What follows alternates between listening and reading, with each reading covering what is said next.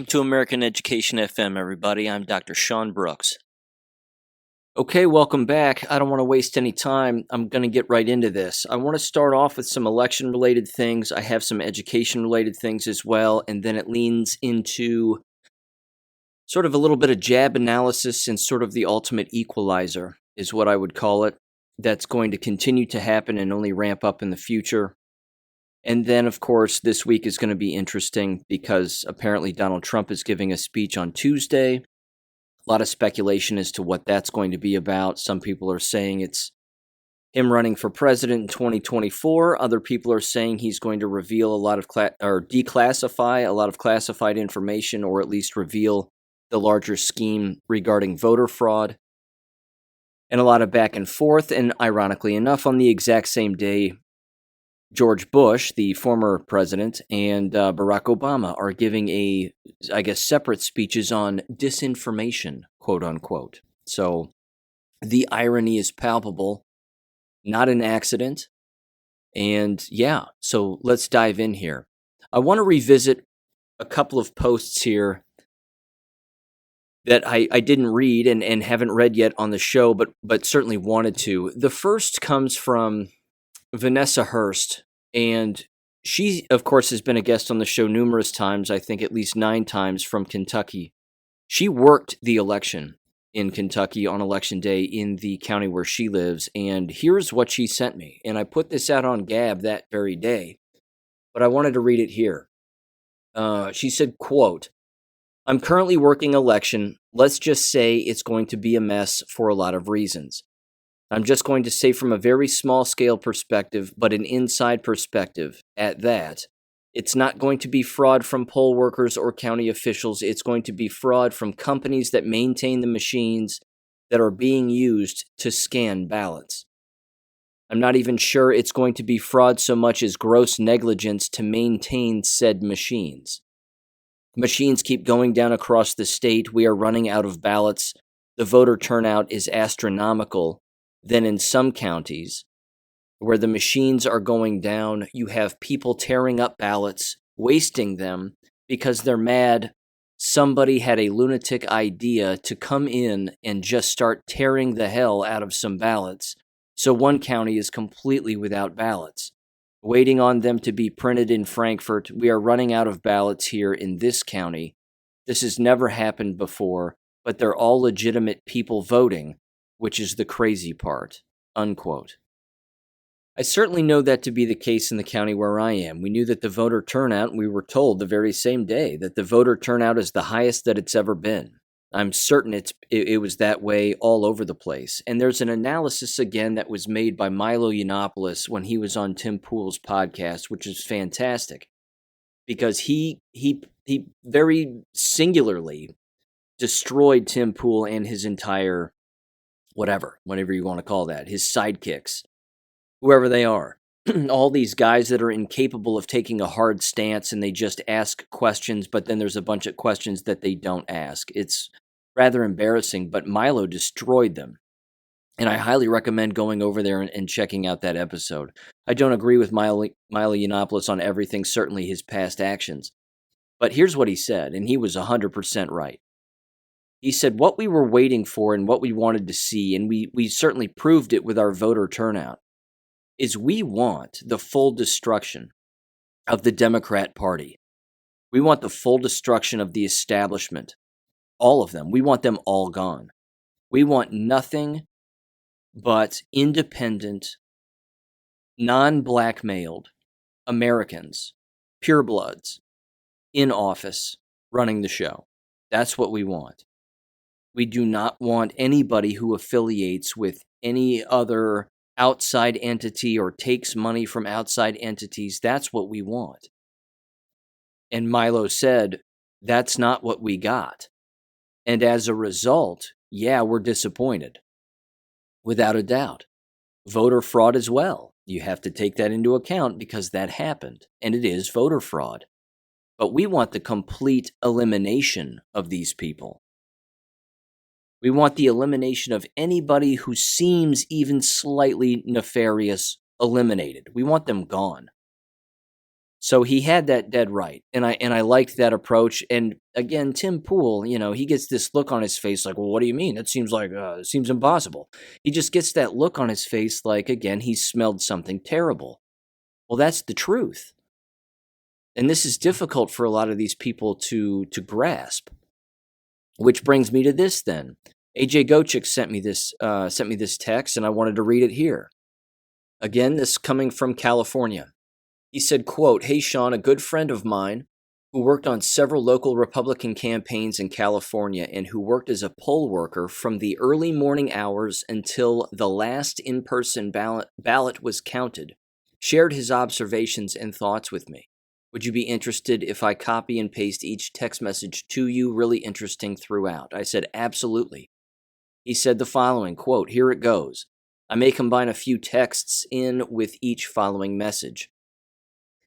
Had to explain to people that California has another month of ballot counting and to not concede. Lots of counties report 100%, but that is only election day in-person voting. More ballots have been not counted than have been counted. Lots of good people poised to win in down-ballot races, time will tell. I saw many Republicans walk in and ask for a ballot while surrendering in their mail-in ballot. I even saw a barfly husband and wife do this. This is a very sophisticated request for your average voter, let alone a voter like that. I had one election official complain to me about how much that was happening. I believe the message was successfully circulated to Republicans, quote, hold your ballot as long as you can, unquote. I think mail-in ballots that are a month old will lean Democrat. Mail-in ballots closer will lean Republican. But there is a more important detail. The in-person mail-in ballots dropped off at the polling place are not counted for days. I bet there is not a single polling place in the state that had more in-person votes than in-person drop-offs rather than mailed in. That is the second safest approach. I bet that will lean Republican. I can't vouch for the other states, but anyone trying to call a California election right now, I think is operating on a 20 or 30% of the info they need to do that. Maybe existing trends will continue. I theorize, though, that the uncounted ballots lean Republican in California.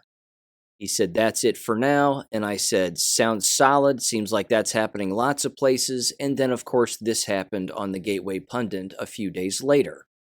It's titled, Santa Clara County Registrar of Voters Investigates Bag Full of Ballots Found in California Mountains. It says the ballots were found inside a deep ravine by a woman who was riding her motorcycle. Julie Neiman, the woman who spotted the ballots, told KSBW, quote, they were trying to make it look like people wouldn't find them. That's the way I saw it. They were dumped over the edge of a road, down this steep ravine. It goes pretty far, and it's very steep. This, of course, was reported by their NBC affiliate in the Bay Area there, certainly on their Twitter account. And it said, the Gateway Pundit continues, and it says, after the discovery, many voters were notified about their ballots never making it to the correct destination. According to NBC, Janet and Lou Whitkin were in disbelief to find that their mail-in ballot was found inside a ravine and told NBC how. How did it get from the mailbox to Santa Cruz? Lou Whitkin dropped off his ballot at a San Jose postal office, so to find his ballot was over 32 miles in the mountains has left him searching for answers. Well, keep searching, because it's called voter fraud. It says, as for now, the Registrar of Voters has no answers and suspects that the ballots were simply lost in transit by the United States Postal Service. Ladies and gentlemen, this has happened time and time again. And 2020, I might add, was not the first time that this has happened. This has happened since the inception of our country. They continue to steal it right now. They're stealing it in multiple states. And me personally, I think that even in these states where it seemed to run smoothly, I think a lot of people are being gaslit on all of that. It's being normalized. I mean, a number of things regarding the election right now are being normalized, and regarding all of this voter fraud. Using Dominion machines is being normalized. This is not normal. This should not happen. Filling out paper ballots and then running them through a tabulation machine, which is either owned by Dominion or owned by someone else that can easily be manipulated, that's not normal either. But all of this is being normalized. If we receive a favorable outcome from a particular candidate that we voted for or a particular issue that we voted for, and it ends up working out in our favor, we were still using fraudulent devices and fraudulent means in order to vote.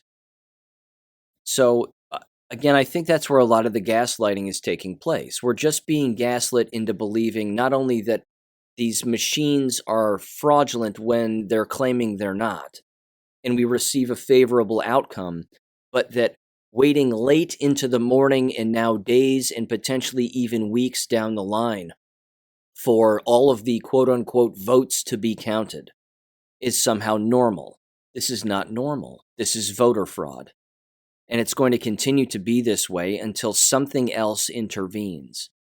The military has to intervene here. It's the only way.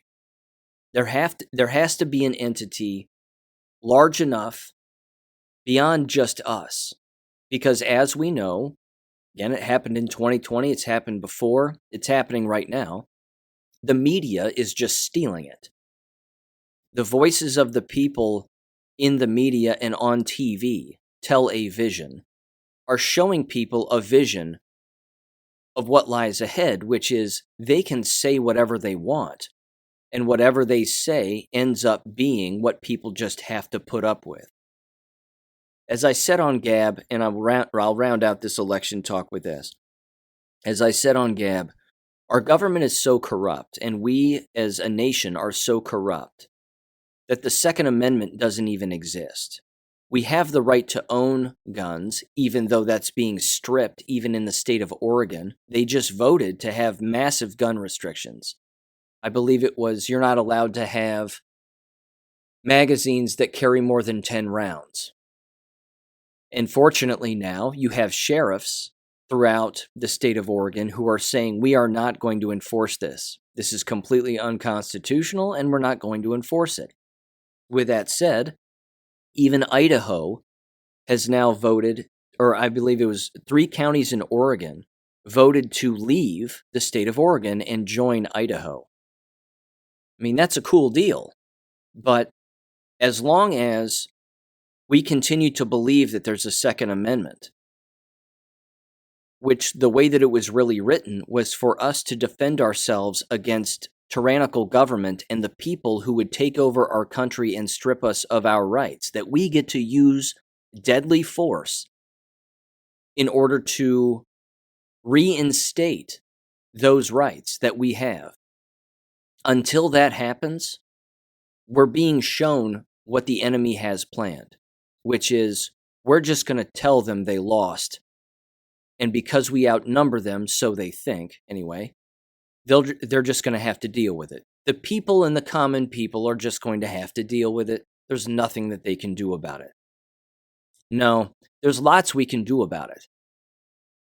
And unless the military intervenes, the good people in the military intervene, I'm telling you what, you're going to start seeing people do what they need to do to protect themselves, their homes, their property, you name it. If they continue to pass unconstitutional laws or put unconstitutional measures on ballots, and then we vote a particular way, and then those votes are stolen from us, lethal force is the only thing that remains. I'm not advocating for it at this point. I wouldn't do that right now, but let's just connect some dots first. Let's just run everything through their logical conclusions and critically think about multiple scenarios. Because much like the jab talk and much like everything that's going on with the jabs, look what the media did. They just said, trust us, we know what we're doing, and everybody just believed it. Not everybody, of course. We didn't, and countless people didn't. But If enough believe it and enough just go along with it and enough don't do anything about it, then they're just going to deal with it and they're going to normalize it and they're going to put up with it. Unless, of course, an outside party with all of the necessary intelligence information arrives and tells the truth, and then those of us who already know what that truth is echo that message and get it out to as many people as humanly possible. I fully do believe that the bad guys are panicking without a doubt, because they wouldn't be cheating if they weren't panicking. The cheating wouldn't be necessary. So yes, they're panicking, because that's what people do when they panic, they cheat. In particular, again, when they want to cover up their crimes or they don't want to lose, and a variety of other things. They don't want to give up power. So that's my summary on all of that. It's not going to go away until the people who are continuing to perpetuate it go away. And the entire process just becomes far more simple. As it's been said by even President Trump and endless other people, one day voting, paper ballots, hand count, being counted by hand. Again, I said it earlier in the past episode, even Fox News aired footage during one of their voter day montage videos as they're talking over top of it that showed a guy filling out ballots by himself, multiple ballots. They had voter fraud on their own television screen, on their own screens, on their own broadcast. This is happening all over the place.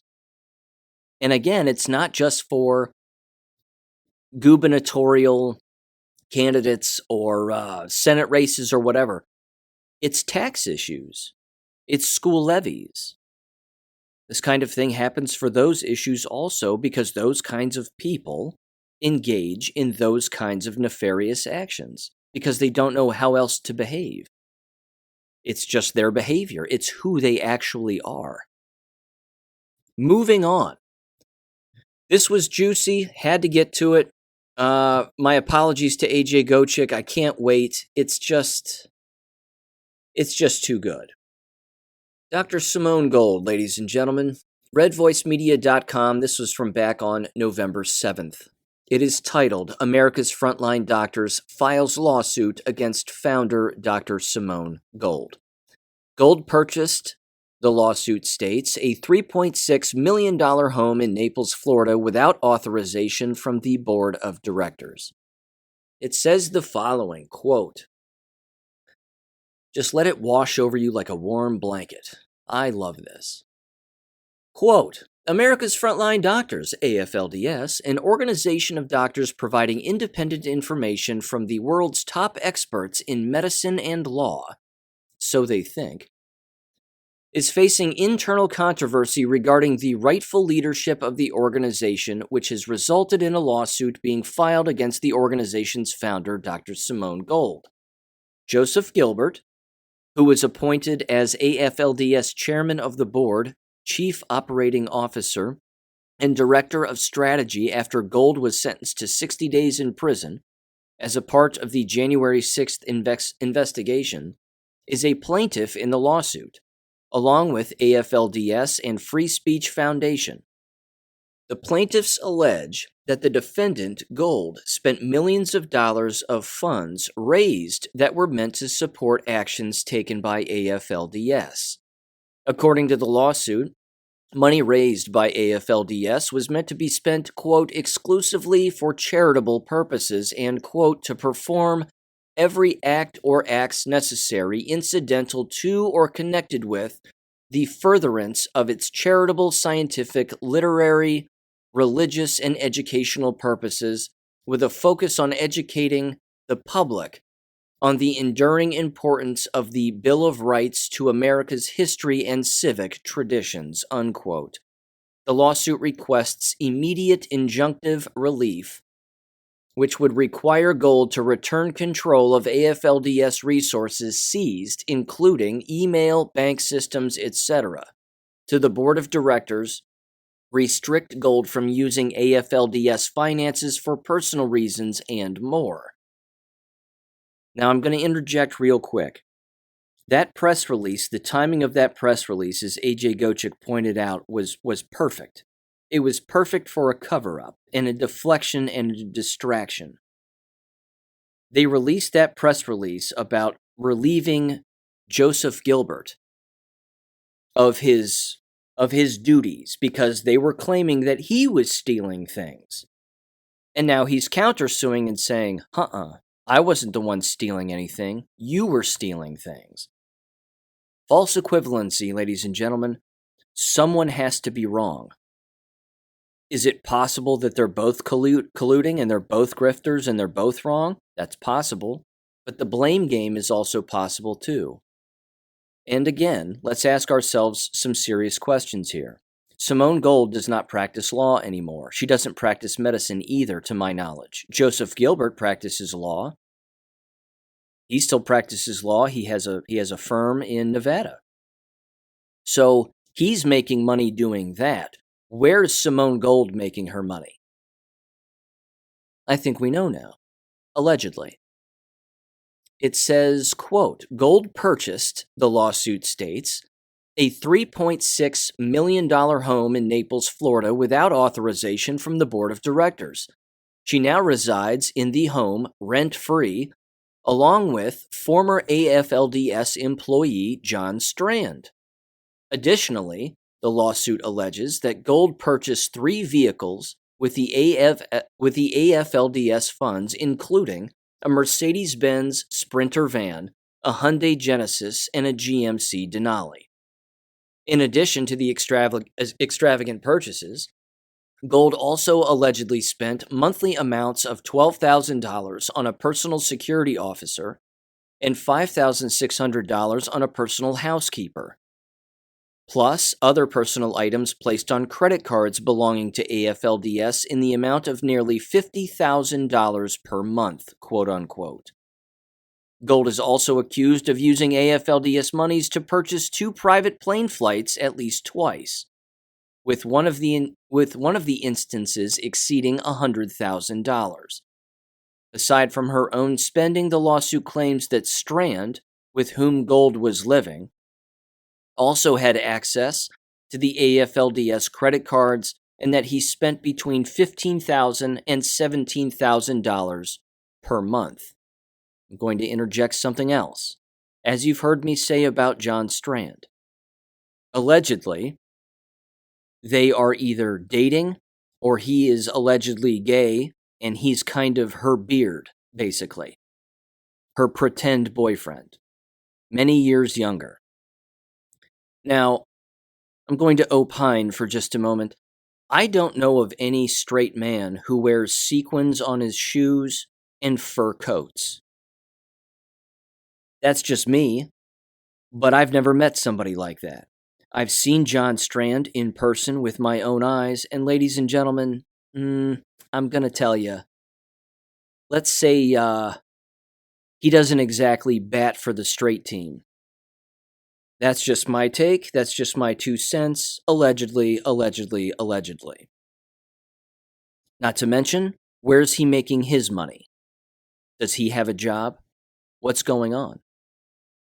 It continues. Gold resigned, the lawsuit says, on February 2nd of 2022 so that, quote, she could devote time and energy to her vision of opening health and wellness centers nationwide, unquote. At that time, the board unanimously voted to accept Gold's resignation, voted Mr. Gilbert into the chairman position, Amy Landau as the executive director, and the remaining board members as Jurgen Mathiasis, I'm saying that right, probably not, and Richard Mack. Gold was kept on as a contractor with the intent of her serving as the face, quote-unquote, of AFLDS. She was awarded a $1.5 million signing bonus and a $50,000 monthly consulting fee. Honest to God. Here we go. It continues. Despite the separation, Gold began using AFLDS employees for work at her for-profit company Gold Care Marketing Services, LLC. allowing AFLDS to pay their salaries despite doing little to no work for AFLD.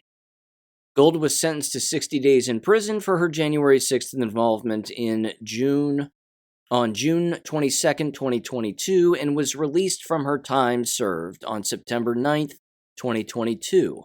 During her time behind bars, the board claims that they stated finding misdeeds done by Gold, resulting in the hiring of a forensic auditor, the completion of a compensation study, and a complete financial audit by a third party.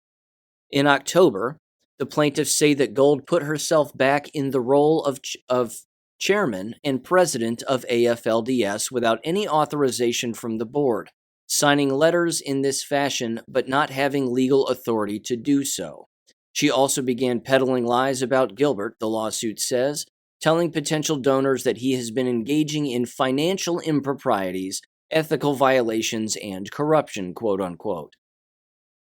Gold told AFLDS's treasurer to not abide by directions from the board of directors regarding funds of the entity's bank accounts and payments, and seized control of electronic mail, website domain names, systems, DNSs, and other electronic databases, and also locked some employees out of the systems.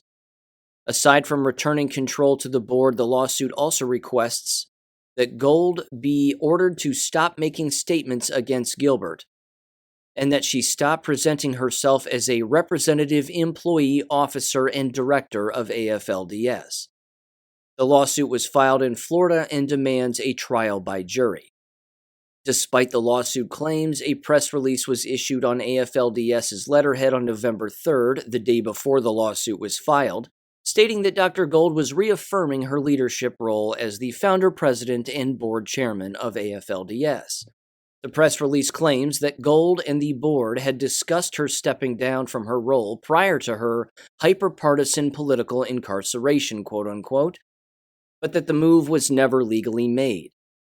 On Gilbert, AFLDS's press release quoted Gold as saying, quote, "It is with great sadness that I must announce that Mr. Gilbert has repeatedly acted unethically, exhibiting a clear pattern of inappropriate and damaging behavior, including numerous instances of self-dealing and threats made to employees of financial retaliation and termination if they failed to comply with his demands," unquote.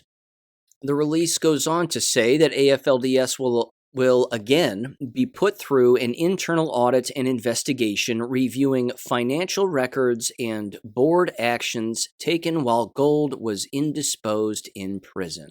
Dr. Gold has not returned a request for comment on the lawsuit at the time of this writing, unquote. I'll tell you what. You leave the largest crisis that's ever occurred in our lifetime to grifters, it's game over. They're always going to be out there. They're always going to seek to financially take advantage of those that are seeking for help. And these kinds of people, ladies and gentlemen, Dr. Gold can do all of the heart hands she wants. Heart hands over my chest. She came out of prison with this gimmick heart hands thing. I mean, somebody should tell her that the heart hands thing is 20 years old for teenage girls. Okay? No one does that anymore. Maybe her prison friends in prison do heart hands. But the gimmick is old, and grifters always come out at times like this. I mean, it's in the Bible, for God's sakes. These people show up, they look a particular way, they draw people in, and then they end up getting taken advantage of. The false prophets, if you were. I'm not going to continue to pat myself on the back, because my back is so bruised right now from talking about Simone Gold, and doing that already, it doesn't bear repeating. But you do know I called this grifter out a long time ago. And I hope that this lawsuit sticks. I hope it's legit. Because people like this need to be caught. They need to be held accountable. I don't care who they are. They need to be held accountable. Money needs to be returned. She owes me $89.50. I can't be the only person. Just saying. Just saying. But I do want to get AJ's take on it too. Yeah. It's incredible. These people are just the worst that society has to offer, allegedly, and I don't care for them. I don't care for them. Never have, never will.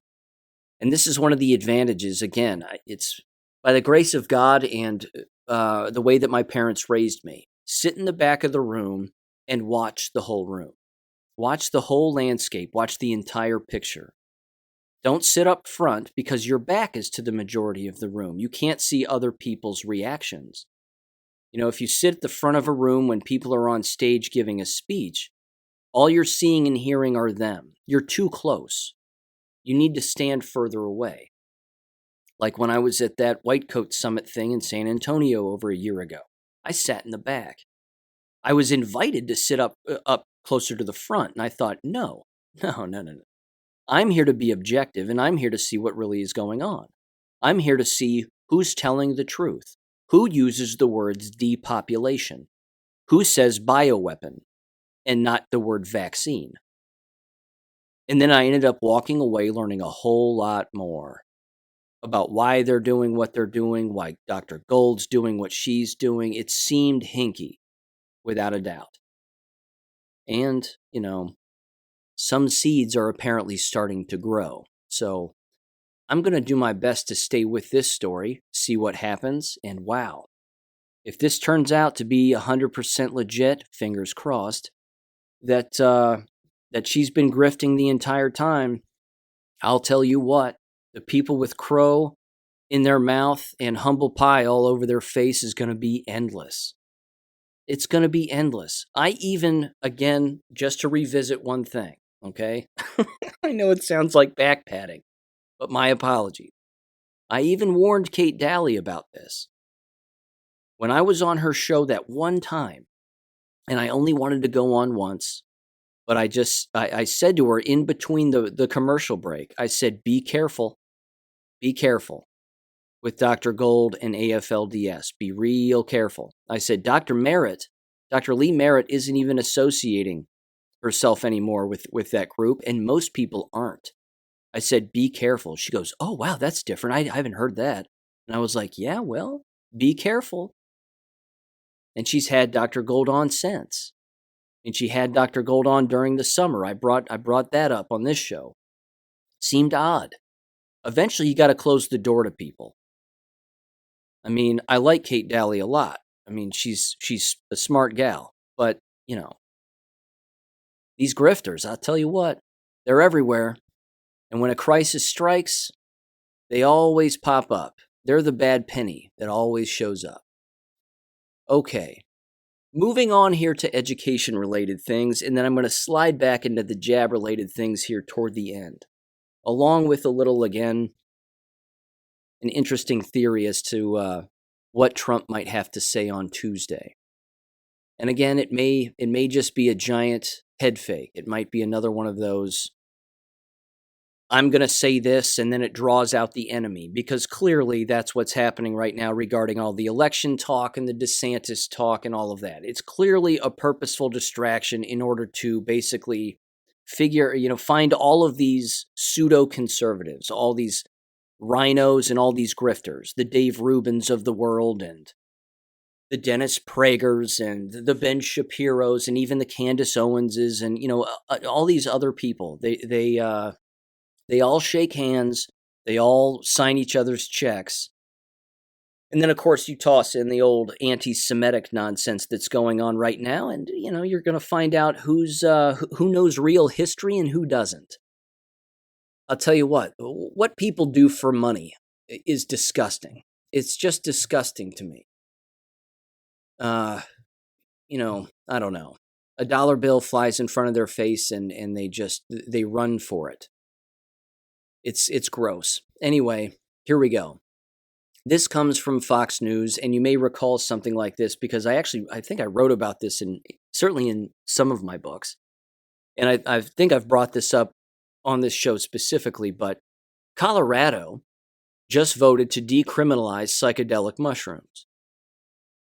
Now, I don't think I have to get into this story very specifically to sort of just bring this up. I wrote about this years and years and years ago, and I said, when Colorado legalized the use of marijuana, you're instantly highlighting a state where you are not going to want to be a school teacher. Because your teachers are going to be high. You're going to have students who are high.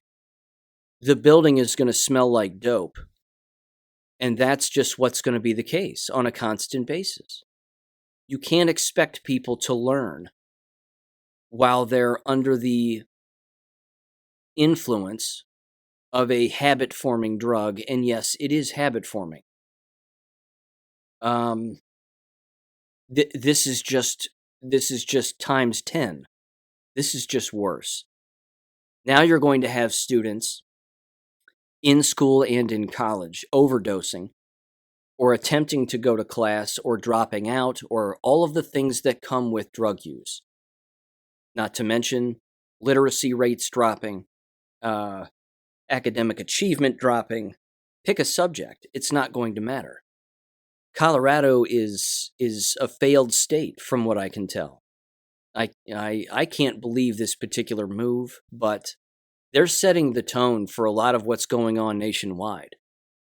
I mean, they were one of the first regarding the legalization of marijuana. It was medical. I mean, that's the slippery slope, is it not? That was medical, and then it was legal for recreational use, and now here we are with the legalization of recreational use of a psychedelic drug. Slippery slope. I can't imagine being a school teacher in the state of Colorado. Can't imagine it. I can't imagine being a school teacher anywhere, frankly.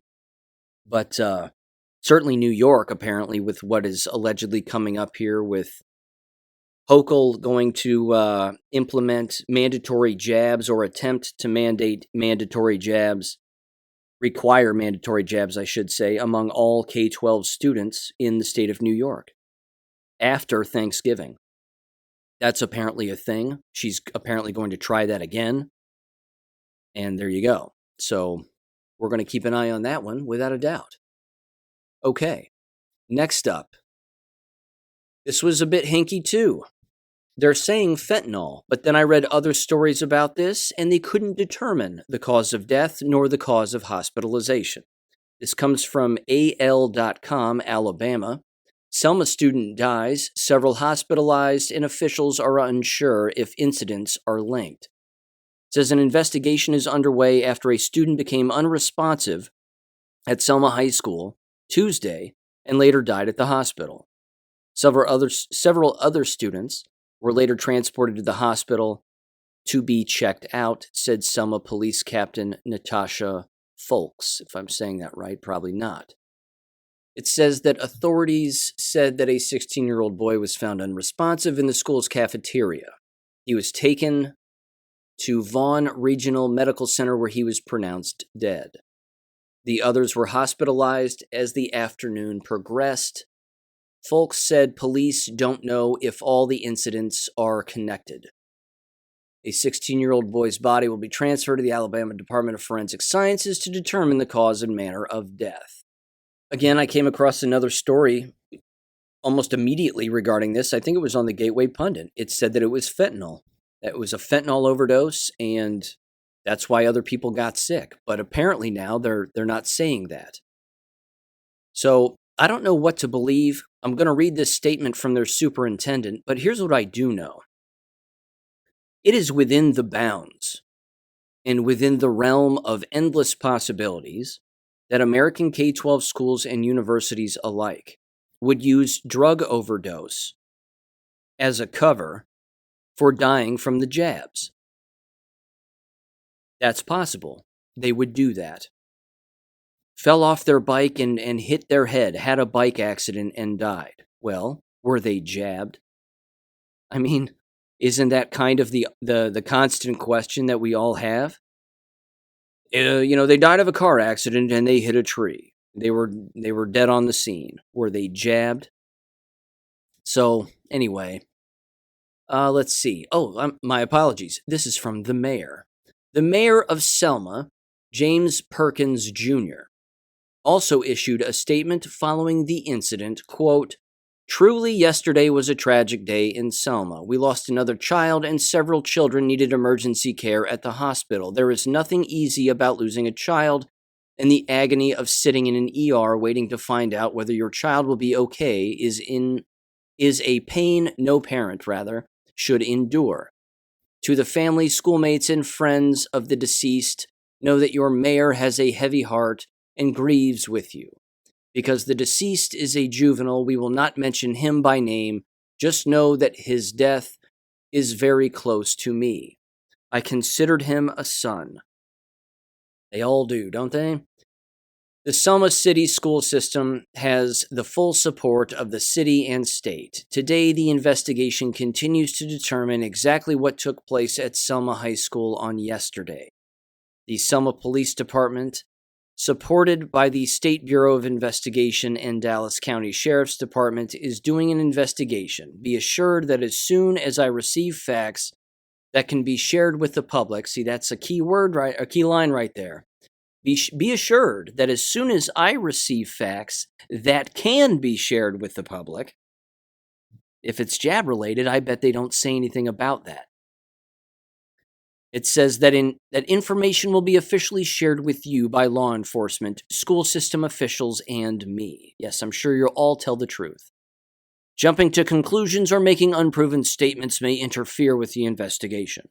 I ask that we not do that. In the meantime, let us continue in prayer for the family, all of our children, and the entire community. Unquote. I'm going to tell you something. It's going to take... I don't know the cause of death. I'm just going to say this. It's going to take individuals on camera, mayors, city council members, superintendents, school board members, etc., etc. It's going to take those kinds of meetings on video with those individuals losing consciousness or dying on film in order to wake up local areas. I'm telling you right now. I know that sounds tasteless. I mean, I know how I sound. However, putting the feelings aside for a minute, it's going to take that kind of blunt force truth in order to wake people up and then turn their guns to those kinds of people to essentially hold accountable for all the suggestions they made on taking the jabs. Which leads me to this. This was a bit jab related, I think, but who knows? Cicely from New Mexico sent me this, and it's a very vague story about a school district being sued. But the words that are used in this lawsuit and what they're accusing the school district of, take these words and apply it to them implementing jabs and encouraging people to take these bioweapons. It does not matter if they didn't know that these are killing people. That doesn't matter. They're not going to be able to claim plausible deniability and say, well, we didn't know. They overstepped their bounds when they made these suggestions. They overstepped their bounds when they encouraged people. They overstepped their bounds as school districts and universities when they mandated them in many cases, and people believed mandates to be mandatory when, of course, the word mandate does not mean mandatory. This comes from the Farmington Daily Times, dailytimes.com. It says lawsuit filed against Aztec School District. Again, don't pay attention so much, I don't think, to what they're being sued for, because they don't get into the specifics, but pay attention to the words, because this can be applied to the jabs in the future going forward here. It says a lawsuit filed this week by the parents of an Aztec high school student alleges that the Aztec school district engaged in behavior that created emotional and physical harm against a minor. Emotional and physical harm against a minor. Broad phrase, broad terms there. but apply it to the jabs, let's just say. Again, is this jab related? I don't know. It doesn't say. But it then says this. It says the suit, which was filed in San Juan County's judicial court, further accuses Aztec High School assistant principal Charda Sanders, as well as the high school's football coach Hank Strauss, of, quote, engaging in extreme and outrageous conduct and negligence in hiring practices, as well as a breach of contract to provide a safe educational environment. Now, this might have something to do with, I'm guessing, assault or battery of some kind around a sporting event or a locker room or what have you. I'm spitballing and I'm guessing. But focus on those words and apply it to the jabs just for a second. This story, again, unrelated, just the words. Engaging in extreme and outrageous conduct, as well as a breach of contract to provide a safe educational environment. Can that be jab related? Could lawyers in the future apply that to every K-12 school and university across the nation, and then we actually live to watch them crumble to the ground? Yes, that is highly plausible. In my opinion, that's highly plausible, because that's what they've done. It continues, though, this particular story. It says a copy of the lawsuit, which was obtained by the Daily Times, details an alleged incident on the high school campus September 2nd in which Strauss was charged with criminal battery. It says the suit goes on to detail events that the school district participated in which the suit states have caused the student to experience severe suffering, emotional distress, anxiety, humiliation, and other losses. Bullying and intimidation, physical battery, verbal assault. Okay, that's what it was about.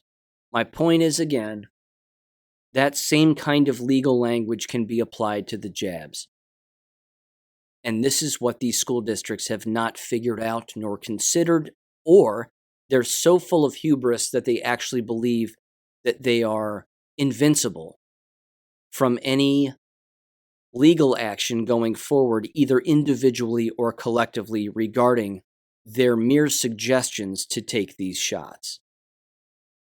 Because again, keep in mind, many K-12 school districts are on YouTube regarding all of their school board meetings. So they would have to go back in time and delete all of that. Well, that's obstruction of justice then. You're getting rid of evidence of you openly stating that you suggest that people take shots. So again, the story doesn't have to do with shots, but I'm referencing the language. The language is beyond suspicious. But I think that it's language, again, that can be used going forward, because this is starting to make even the corrupt mainstream media now. This comes from NBC News. Myocarditis after COVID vaccination. Research on possible long-term risks underway. Both Pfizer and Moderna are launching clinical trials to track health issues, if any, in the years following the diagnosis of vaccine-associated heart problems in teens and young adults. They're late to the game. That was on November 12th of this year. They're late to the game. This is the deadly slow roll of the truth from the corrupt mainstream media. It's amazing. Absolutely amazing. Any goon who believes the mainstream media, who is reading this or watching this on their televisions, NBC Nightly News, whatever it may be, I'll tell you what, I think the cognitive dissonance is going to be so strong that they're not even going to make the connection to themselves. We already know that a lot of people, again, are dead and permanently damaged as a result of this, and they aren't making the connections. They're going, well, we didn't see it coming. It was completely unforeseen. I don't know what's happening. I'll tell you what, they're culpable too. The mainstream media is in on this. Voter fraud, bioweapon, COVID lie. Pick a crime. I mean, pick one. It's It's overwhelming. It's overwhelming and exhausting. I'll give you one more thing that's overwhelming and exhausting. And I've mentioned this before, but it bears repeating. There apparently was a beauty pageant that was held in a northeastern state where a boy pretending to be a girl won. I'm not going to read the article. I'm not going to get into it because it's insane. The point is that my disappointment doesn't lie in a mentally ill person pretending to be a girl. That's not disappointing at this stage of the game, in my opinion. That's sort of par for the course for the mentally ill. You see what I mean? But my disappointment lies with every other female, biological female, who participated in that beauty pageant and actually allowed it to take place. They all stood behind this guy, applauded, yay. He, she, it, they, whatever, won. Let's all applaud them. No. Nope. Walk off the stage or don't participate in the first place. Oh, you mean a transgender is participating in a beauty pageant when we're all supposed to be females, but they're pretending because they're mentally ill? Nope. Unenroll yourself from that beauty pageant. Go read a book. Do something else. You can't have a one-person contest.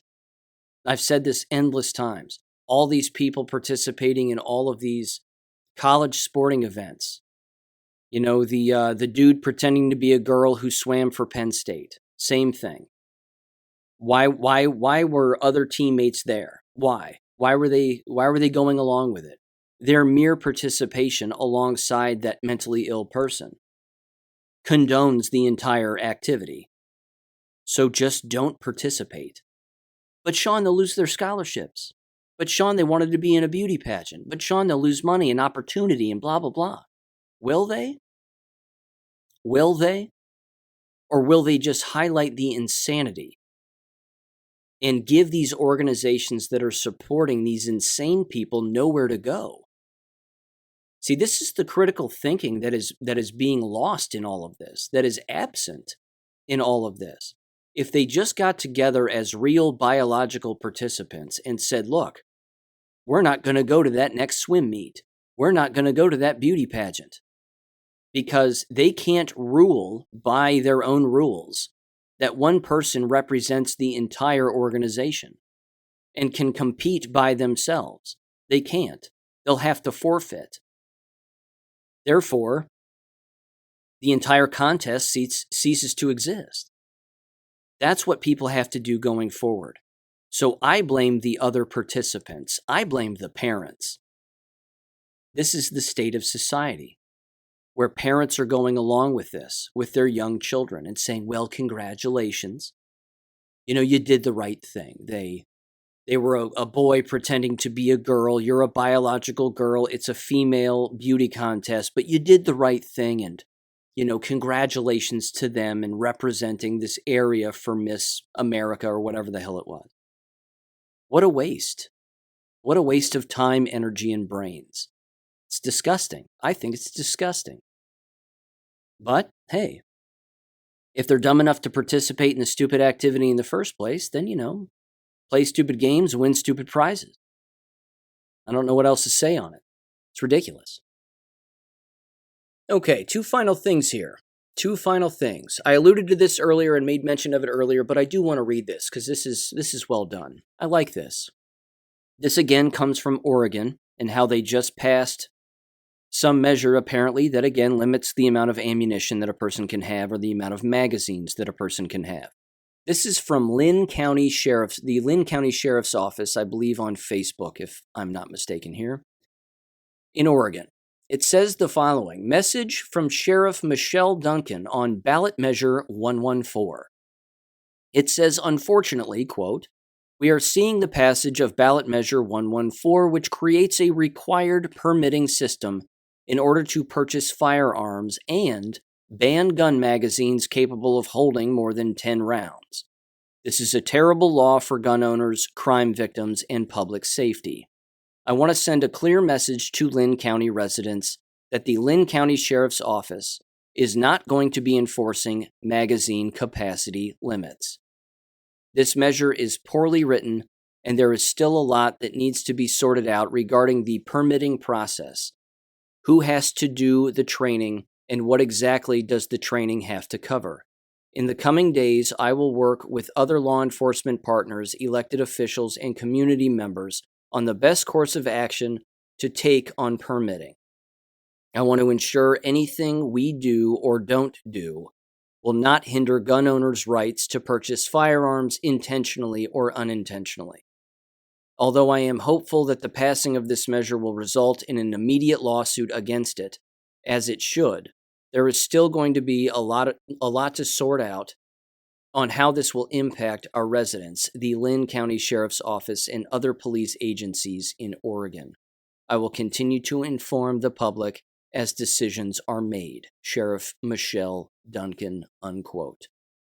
Good, because it's called the Constitution. And we have it. And if a state violates it, then the state is violating it. You've heard me say this. How on earth did something like that even make it to a ballot? How is it that illegal voting can make its way to a ballot in a state? Illegal voting, having illegals be able to vote, let alone a specific gun restrictive measure like this. How on earth is that even constitutional? It's not, which means do we even have a constitution? I don't know. But it better be reinstated to the full force of its original existence in the near future, ladies and gentlemen, or things are going to get real interesting in the near future. Let me finish with this. This was from greatawakening.win. I enjoyed reading this. Again, I know people would call this hopium. I fully understand. I get it. But given all of the other things that have come out recently here regarding the money laundering that has taken place, the Powerball $1 billion plus winning apparently that is even fraudulent, that people are questioning, and rightfully so. All of this money being filtered into these cryptocurrency agencies, and then, I mean, the whole thing is a bit complicated. I've read about it because it's been bouncing around on these boards now for a few days. But the money laundering is just insane. We need some sort of intervention here from the military or something else, or it's going to be us. And if it's us, I'm afraid it's going to look chaotic and unorganized. But many wars are, I suppose, until they become more organized and more directed at the enemy. I think I personally think a lot of accurate groups of people are being attacked right now, and I think that that's a good thing. It's being exposed and it's being highlighted, and anybody sitting back and watching it has to be critically thinking about a great many things. But this is just one of those things, and I just want to mention this. Again, this is just one person's take. I like it. I think it's interesting. It certainly makes me feel nice and warm and fuzzy inside, and why not? I mean, I think we've earned it after all this voter fraud, have we not? So it says the following, and it is titled, "My Hope for Trump's November 15th Speech." Quote, "My fellow Americans, we have reached the precipice. You have endured the most sophisticated counterintelligence operation in the history of this republic, in the history of the world. With the help of the Space Force Guardians, National Guard, NSA, and parts of other agencies' programs and contractors, we have successfully completed surveillance and indisputable documentation of voter fraud and foreign interference in now our last 3 elections, as well as foreign occupation of a U.S. territory.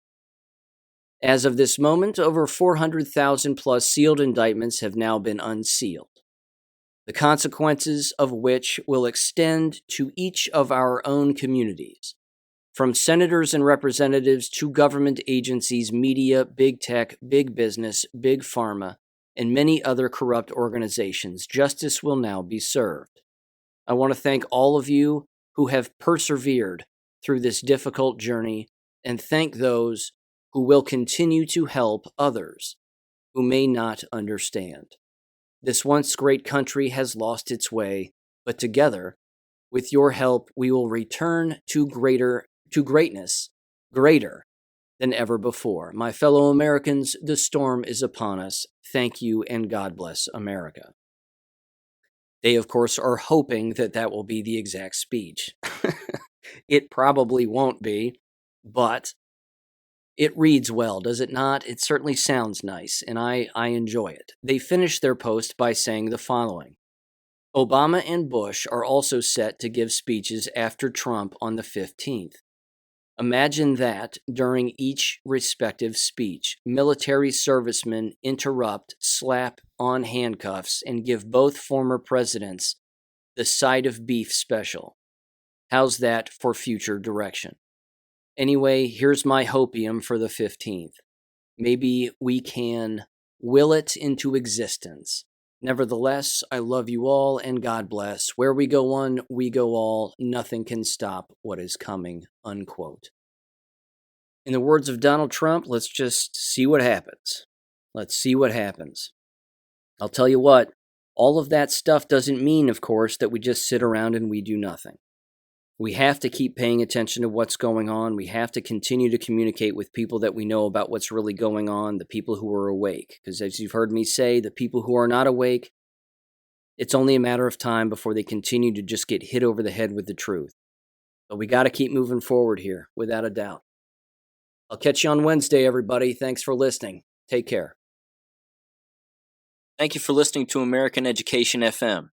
Make sure and check out AmericanEducationFM.com for more information. Take care and God bless.